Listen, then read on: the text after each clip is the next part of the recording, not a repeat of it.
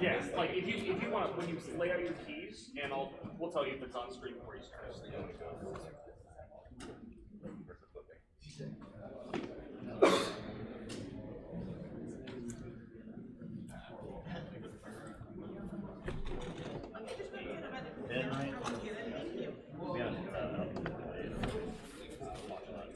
So like right here is the stream, is the blade, the limit on that side, and then. You want to use okay. That's I would say I can give you extra ones of those. I think your outer limit is.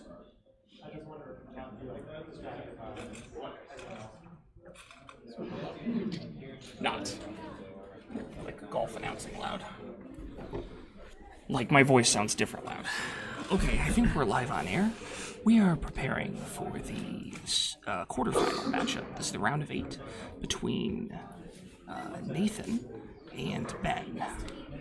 And I'm here with Grant Titus, aka Stronglink. Hi, Grant. Hey, how's it going? Good. It's going great. Good to have you here for our friendly hostile takeover of the TTR stream. In the final sealed AOA Vault Tour of all time. Yeah. Yes.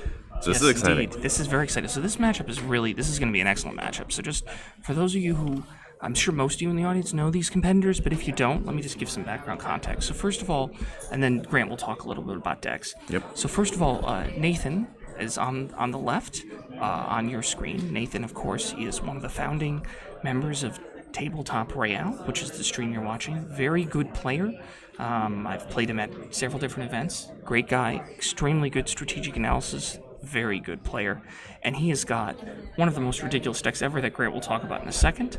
On your right, Ben Wallace from our team, Team SAS. He has previously won a sealed AOA Vault Tour.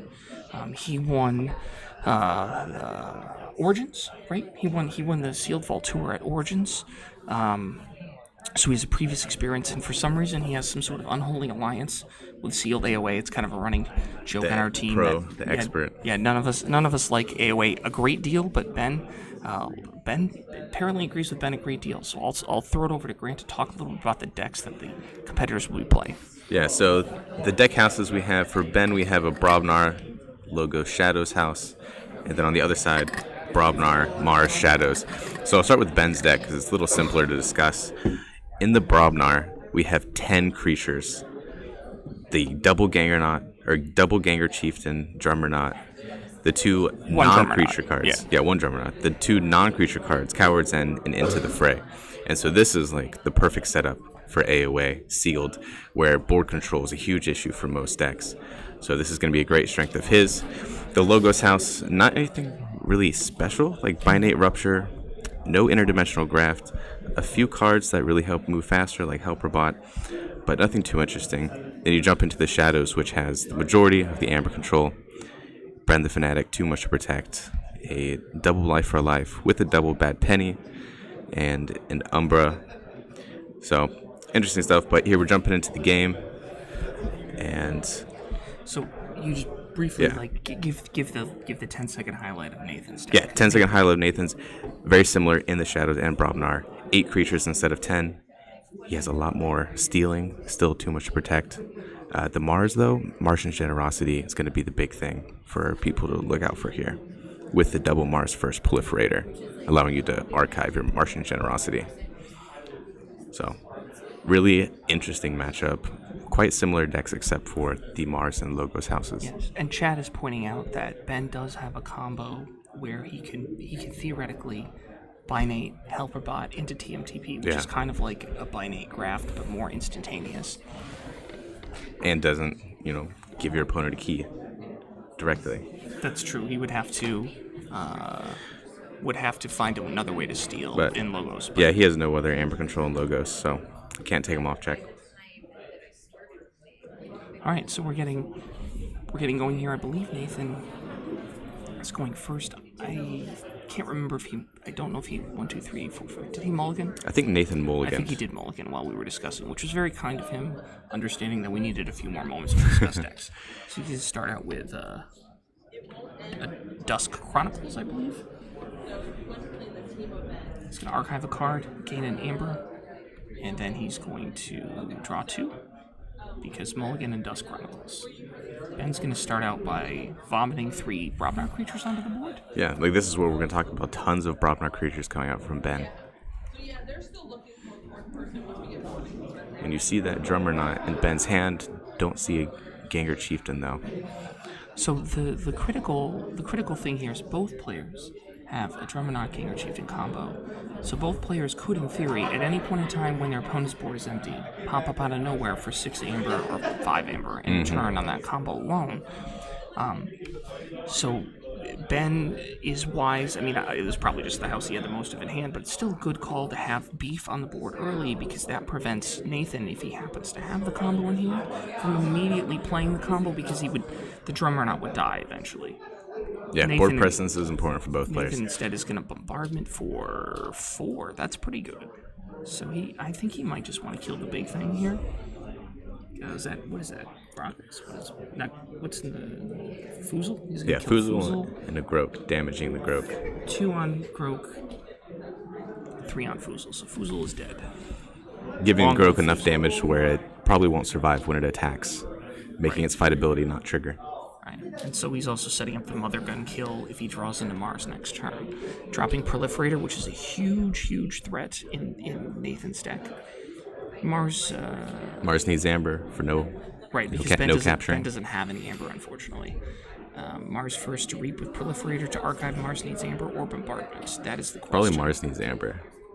I think that's probably the call, although you can make an argument for Bombardment if he anticipates... What did he argue with Bombardment? He did Bombardment. So the argument for Bombardment is, if you think you're going to have a Drummer Knot combo later in game, you're going to want to set that up by clearing board as much as possible, and he doesn't have a lot of ways to kill an 8-powered creature other than Coward's End, I think. Yeah, or if you get a good Martian Generosity turn. I mean, that's true. Shoot everything with Bombardment, shoot everything with Mother Gun as well. So if he does draw into Martian Generosity, especially with a Proliferator on board, that is definitely a thing. Especially right now with 5 Amber. Yeah. Didn't get to see his hand and see what Ben does. I did not see. So he's playing Bad Penny. Life for life into Proliferator. Getting rid of Proliferator is essential. He's going to discard Bad Penny. He moved it to graveyard, but procedurally what happened was he returned Bad Penny to hand and then discarded Bad Penny. Then he's played Yangtze Gang and passed. That's critical to get the Proliferator off the board. Ben is going to be in a weird position. When you know your opponent is Martian Generosity, and Ben is, like, the legends of Nathan's deck have spread throughout this tournament. So Ben is aware that Nathan is playing the Martian Generosity deck.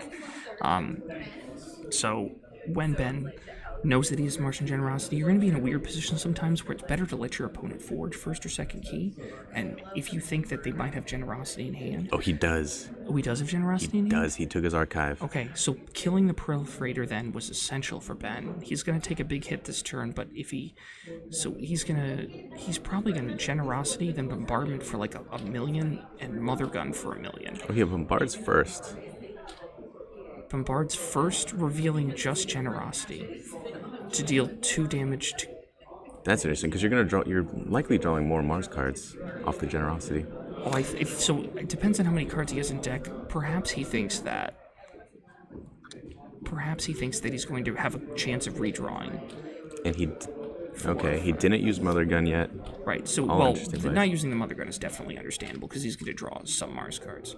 But he doesn't redraw into deck, which makes it very weird to use Bombardment first. If he was so that's what I'm saying. Right, if he was redrawing into deck, I get you might redraw Bombardment. That makes sense, but I don't understand that. We'll have to see. Regardless, he's in an amazing position now.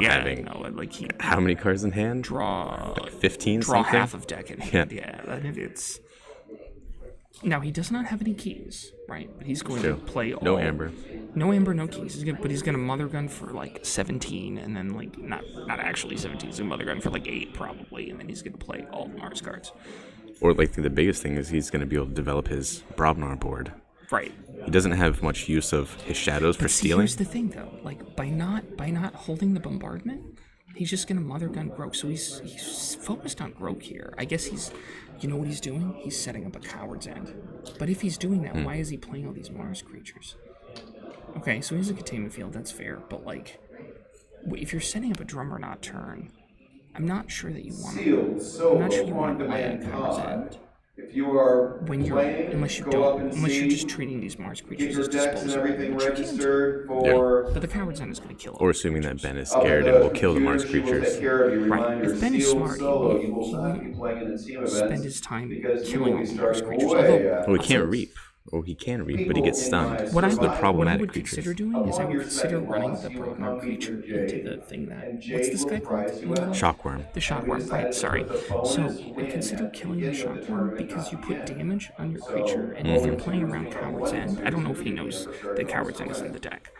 But whether he does or doesn't, he has to anticipate that's a possibility. Yeah. So I would consider... Because killing a Shockworm is good value anyway. But I would, if you're playing Brobnar, I would consider doing that. Yeah, and that is oh no, he's gonna kill the Harvester. That's fine. So he's gonna put damage on.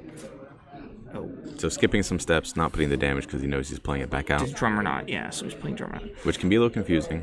You advocate It can be, playing yeah. out things action by action. So Ben does this sometimes. He gets, as anyone would, He gets a little optimizes. frazzled, high level play. He optimizes. But what Ben is obviously doing there is playing Drummer Knot, popping.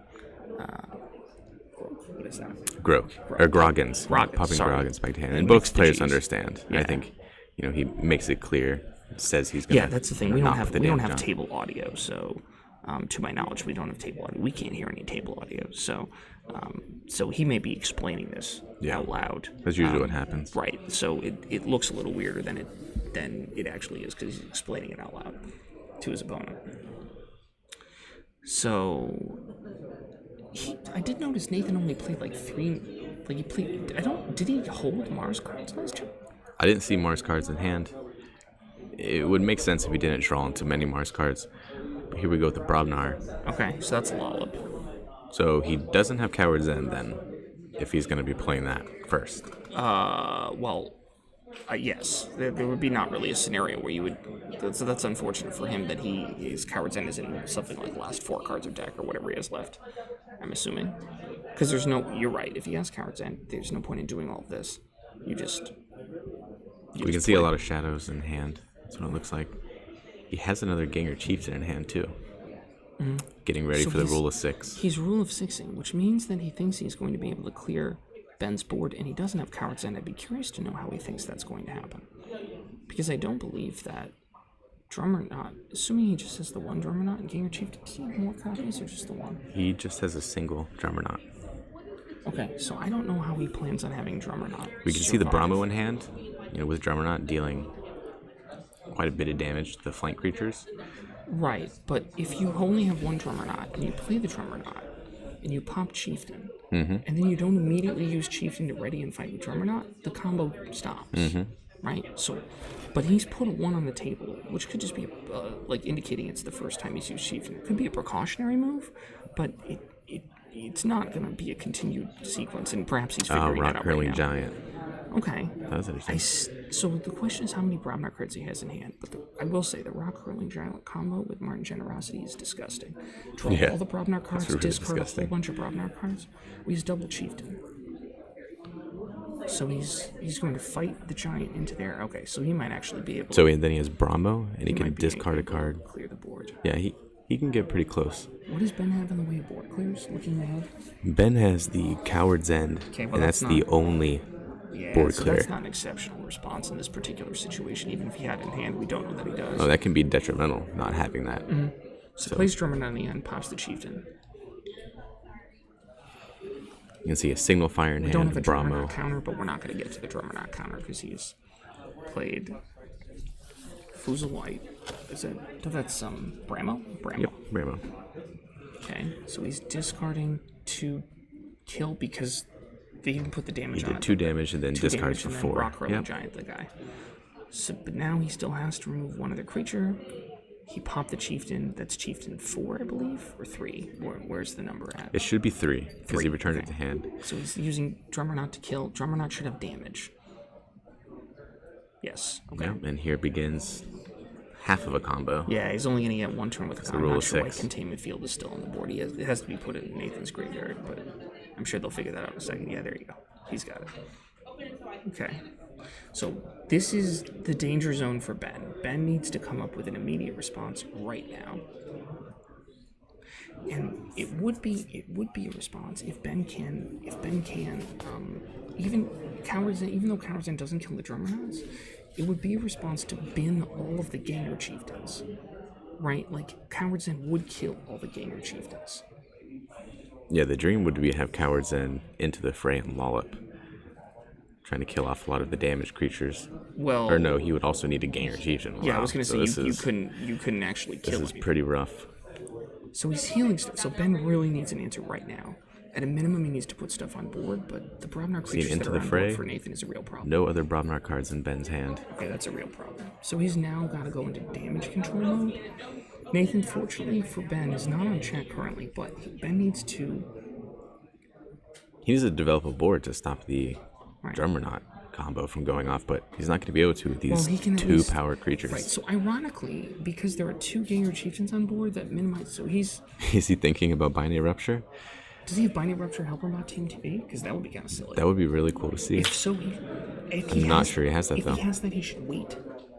He should wait till next turn, assume that opponent is going to... Skyrocket and Amber, yeah. Yeah. Like, if he has that combo, he should 100% wait. If we see a poke in hand, He's going to TMTP for like 80,000. But he's not going to do that. discarding, So I don't know if he has- discarding He it. Yep. discarded Rupture. Yeah, that's He's gonna that's archive correct it. if he doesn't have it. So setting up for that exact play in the okay, yeah. future. Now, I don't think Ben knows that Nathan has TMTP in deck. But he'll be suspicious seeing that the Binary Rupture being archived. So poke, killing off the Rock Whirling Giant. Well, I'm drawing a saying I card. don't know if Ben knows that Nathan has TMTP. Gotcha. Yeah, they both have TMTP. Right. Because that would alter, like, if you TMTP for, like, 7 and then they TMTP you back. yeah. Like, that's real bad. But again, he has to have it in hand, but he drew all the cards. So he probably has Yep. it in hand. So he ends up just playing 3 Logos cards. He kills that, and the Here we nonsense go. begins.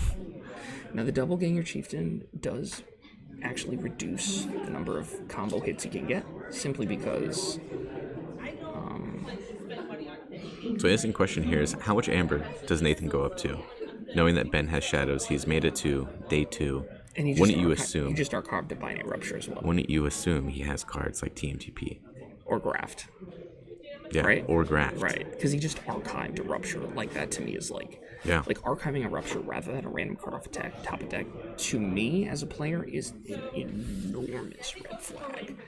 It's a huge red flag. Like, what is going to happen with that Rupture? Even Like, standalone, if you get the right timing. right, Just like because just saying in the especially chat. with this board state, right? With this board state, you know that your opponent should be fishing for an answer in Coward's End. Right Okay, to the look at board that state. there. He did not do the combo So to he avoid made going a up too decision high. He went to only 8 go to Amber. So that's The right decision. I think it's probably It's the the right. safest. Well, so I don't know if he has TMTP in hand, it's not the right decision. It's 100% not the right decision if he has TMTP in hand. If Nathan has TMTP. Yes. Because then he And could I think TMTP back. It's possible that Nathan has TMTP in his draw pile. It looks like his deck has only a few cards left in it. But if he has TMTP in hand, that's 100% the wrong decision, because even if your opponent does something crazy, like Binary Rupture TMTP, you just TMTP him back the next turn. Like, and the thing from Nathan's perspective... So he probably doesn't have it. Right, but so Nathan, I think, should assume... Yeah, so he does have TMTP. But I think Nathan should assume that he has TMTP. So Nathan's a pretty... Well, not a pretty good player. Nathan's a very good player. So I'm assuming that TMTP is very likely. His TMTP is very likely in this few cards left. Given the way that Nathan played that. Because otherwise, he would not care if Ben TMTP'd him, because then he would just TMTP back. So Nathan has an interesting choice. Allow Ben to forge. Utilize his Brobnar state. Yeah, that's what he's going to do. It's going to be reaping, getting back up to check, most likely. Not sure how far he'll go with it all.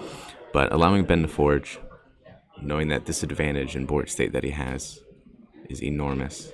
So So the interesting thing from Nathan's perspective, just continuing on the discussion earlier, as Nathan just reaps out and gets a bunch of amber here.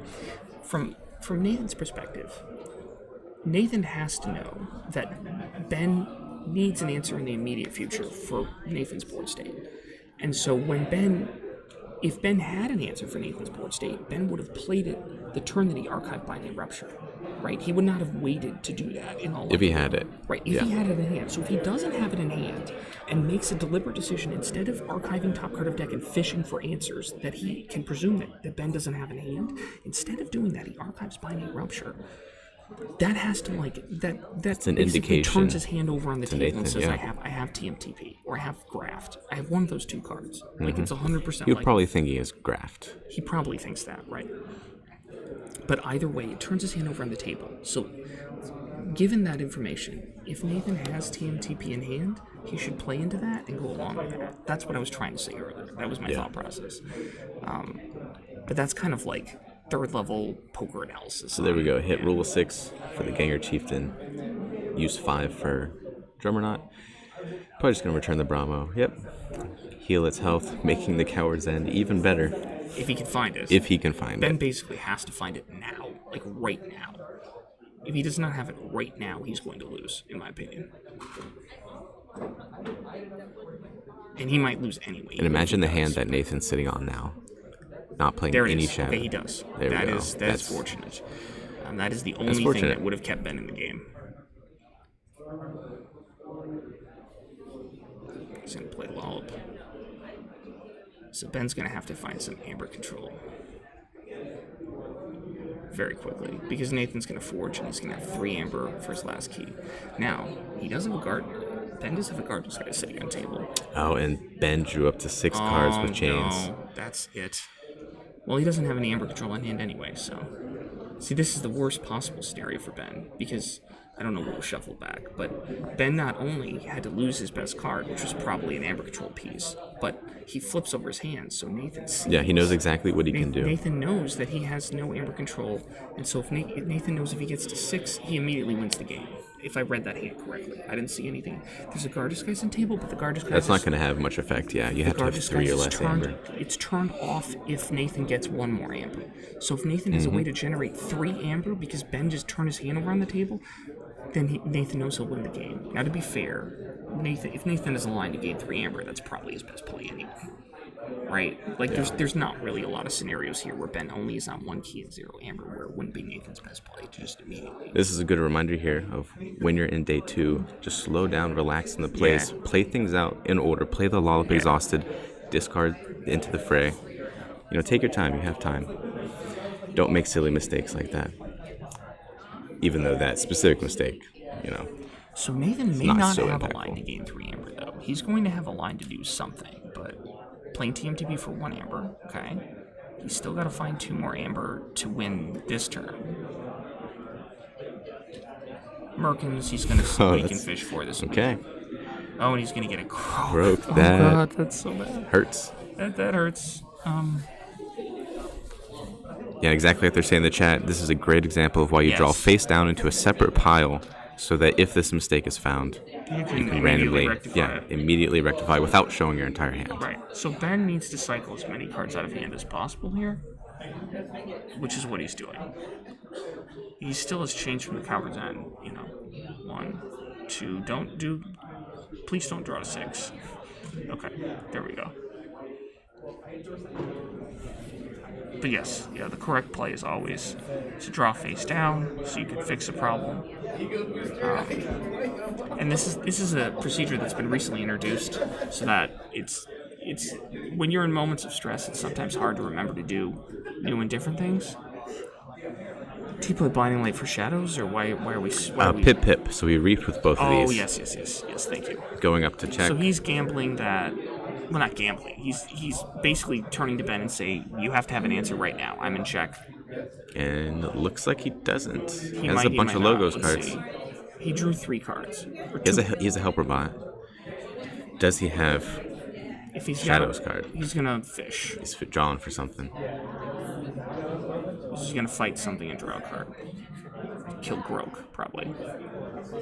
Yeah. 5 damage, draw a card.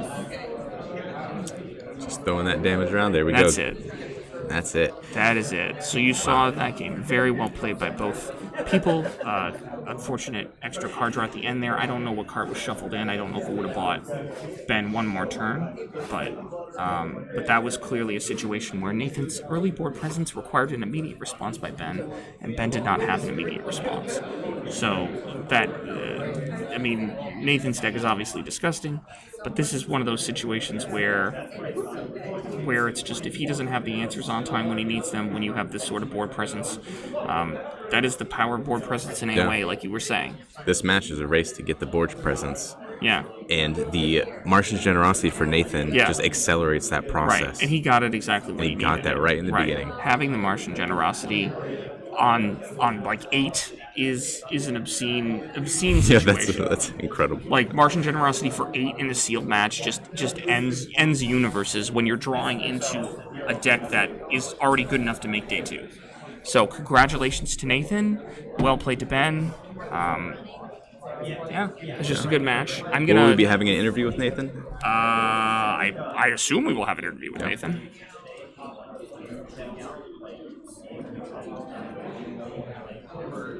So yes, this is round 2 of day 2.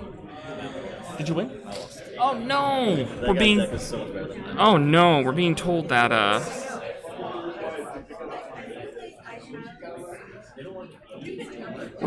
that Justin of TTR fame, infamy, shaking his head at me currently, unfortunately did not advance. So Nathan won. So the much anticipated TTR rematch will not be occurring, sadly. But Nathan will be carrying the banner of TTR for the remainder of the day. It feels somehow appropriate because when we were at Nova, I remember I was sitting with Nathan casting Justin's match day 2. So now they each get a turn at glory. It was good. They each get a turn at glory, so I'm going to advance Nathan in our bracket.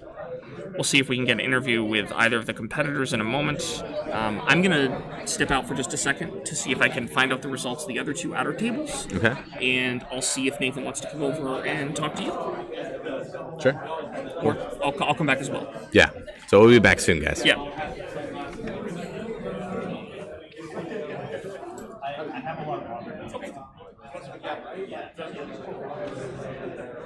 And I was actually trying to play around with Howard's end while I was trying to do the name. Do you want to talk? Is that you want to talk? Sure. Good try.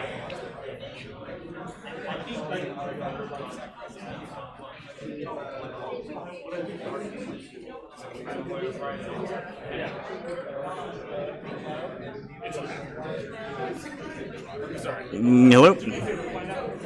This is Nathan.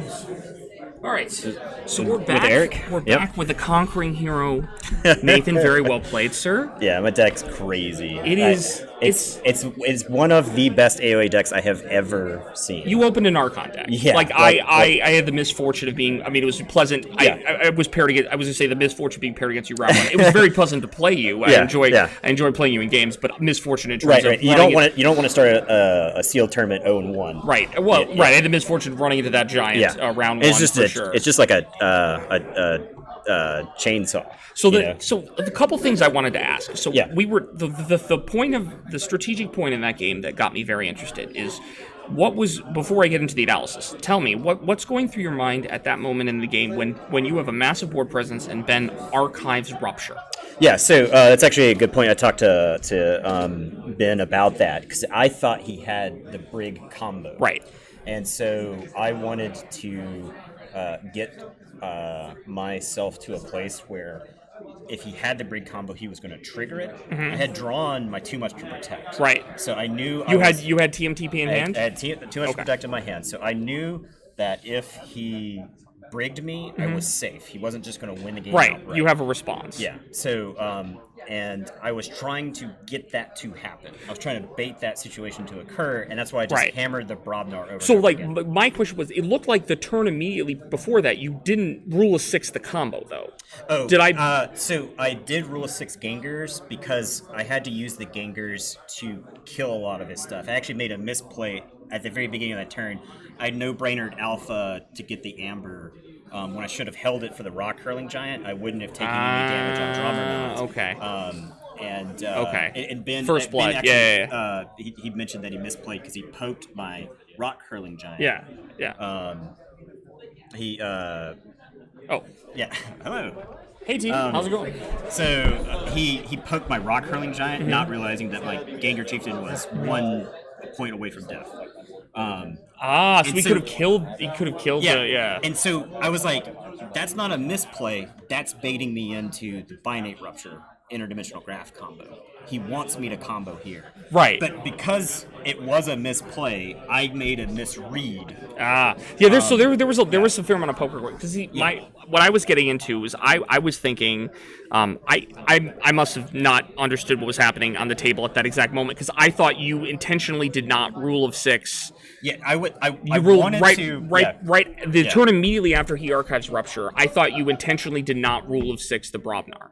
Maybe I'll go back and look at it. Yeah. So I think I end up running into the rule of 6 because I had to play 2 Gengar Chieftains to fight with other guys, and then reap or to play the Drummer Knot, bounce the Gengar Chieftain, and I only get like a couple of activations there. My operating theory. Thank you, Jack Men. Yes. Thank you, South Florida man.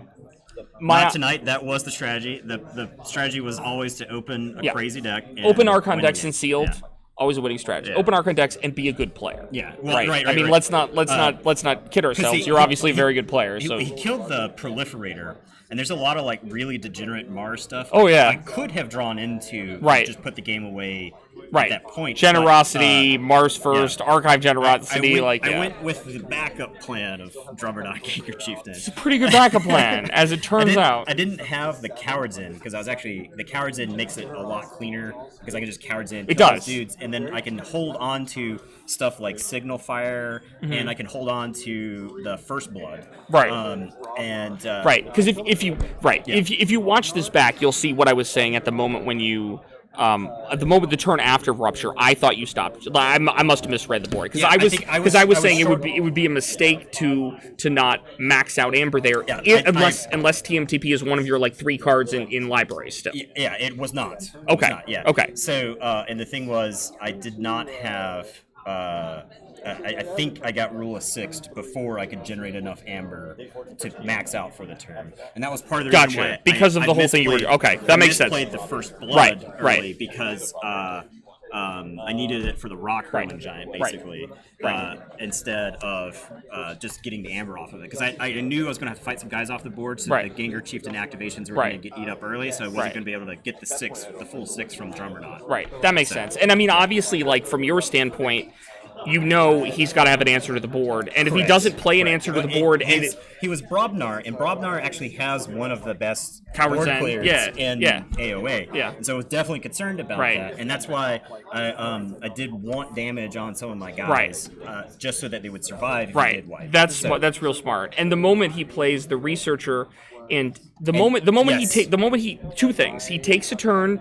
Does not clear the board, so that means because if he had a board clear, for sure wouldn't have archived Rupture and done anything. Yep. So he didn't play board clear, so you know he doesn't have board clear in hand, and then he plays the researcher, and instead of fishing for the board clear, he archives Rupture. So that's like he turns his hand over at that point and says, "I have either Graft or TMTP in hand." Exactly. That's the only scenario. This is right because there's no other reason he would do that. There's no reason to put the Binate Rupture in your archives. Right. And actually, I made another misplay. Like thinking back, it was like a minor thing. I discarded Bad Penny and discarded Oubliette. I should have just played Bad Penny and Oubliette Editor because I didn't have anybody. If I got through my deck again, I wouldn't draw it. But so the Binate Rupture in the archive screams to me he's gonna try to brig me, and something like Brig could definitely win that game.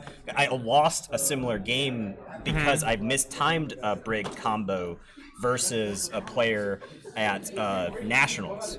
The dude had the Drummer Gengar combo, and he was at 5 amber, and he basically tipped that he had it. He murdered my whole board, and I was like, well, next turn he can generate enough. I had already forged my first key, and I think back to that game just over and over again because that was the start of lessons, right? This is the benefit of playing. This is the benefit of reps. Yeah, exactly. Right, you learn, especially AOA sealed, right? Yes, it's a different environment. Well, there's stuff you've got to pay attention to. And obviously, you benefit. I mean, you open a good deck, like you said, Yeah. but you benefit a lot from there. You and Justin might be the people who have played more. Not necessarily like in a tournament, but I've played more AOA sealed IRL than anyone in the universe because of the series you run on your stream, right? So that's really an invaluable amount of interaction experience. We ran into so many like axioms that are so true in so many situations. Yeah. The go to 6 is like, if you can get to 6 and you're not like throwing away board positions. Right, always go to 6 unless totally unreasonable. Yeah. Right, yeah, I agree. Because the things that punish you in AOA punish you for 7+ for the most part. Yes. And Shadows. And I mean, like, there are things that can take you off 6. Correct. But it's not like you're not going to, right. Like, you think it Ronnie for 1, but it's not like, Correct. Ronnie for 2 could very well lose you the Well, game. that's the thing that takes you off 7. Yeah. So, if you go to 6, and that is especially true against Shadows, there's so much stuff. Too much to protect is there. Ronnie is there. My rule of thumb is just go to 6, so that way you don't get punished by the stuff. Gatekeeper is another uncommon, like it's not that it mattered for this matchup, but that's another one you want to go to 6 for. Yeah. Doorstep is going to punish you at 6 plus. Yep. Gatekeeper is only 7 plus. Yes. So as long as you stay at 6. Yeah. There, Logos doesn't have anything at common that can stop you at 6. Right. Untamed doesn't have anything at common that can stop you at 6. Brobnar. Mermook, but that's it. Mermook isn't at common. It's an uncommon? Mermook isn't in AOA. They'd have to have a legacy one. It's not there. Never mind. It is not I've there, been playing too many sealed Coda matches randomly over the last day to so Mermook, Mermook, you're right. Mermook doesn't I exist. should, of course you're correct. Untamed can't even stop you at like uncommon. I guess not. Yeah. What's the ritual? Not in. Yeah. Ritual also not in. See? Yeah.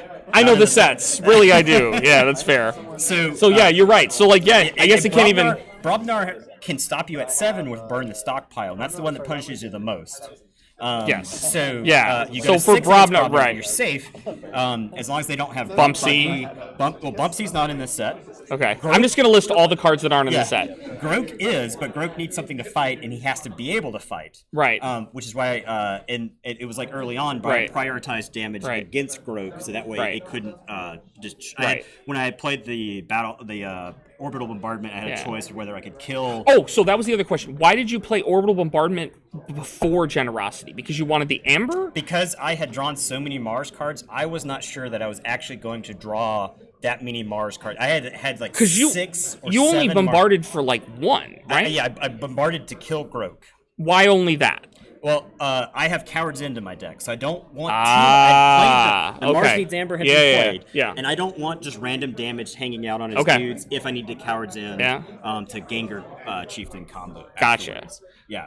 So let me ask you a question. And I think the extra card draw is better than the random. No, that makes sense. That's a good point. So you are now going into semifinals. Yeah. First of all, congratulations. I'm in best of 3 matches now. That was my question. My question is, tell me what your does your strategy change at all as you now go into a match? If I like drop a game and I know what I lost to, the deck is like so versatile that I can just change strategies on like just on a dime. Just If Generosity doesn't look like it will be firing, then you can I won multiple games yesterday playing fair games. Playing games where I didn't draw Martian Generosity. Fair games. I'm like, wait a second. I don't remember the Maverick fair game, but right. You mean actually fair games? Yes. Like an actual game of Keyforge. Yes. Next round. Okay. Yes. So anyway, Nathan, we're gonna see. Thanks. Nathan is advancing to the next round. So our semifinals, just so you guys know, our semifinals are Alex and Brad, and George and Nathan. Yes. So, welcome back, Justin. Justin, I'm a loser. very briefly, how did your round go? Same as it went, round 6 in the first. Yesterday. Oh, that's right. That was your one My loss. one loss became my second loss. Oh, that is most unfortunate. Depriving us of your ability to repeat your win. Depriving us of the viewers of your ability to repeat your win over Nathan. So Nathan's one loss is now out of the tournament. That's right. Nathan needs to buy George a beer or something. I don't. His deck, it's got 3 unlocked gateways. It's got Carpet Flotsam to follow that up. So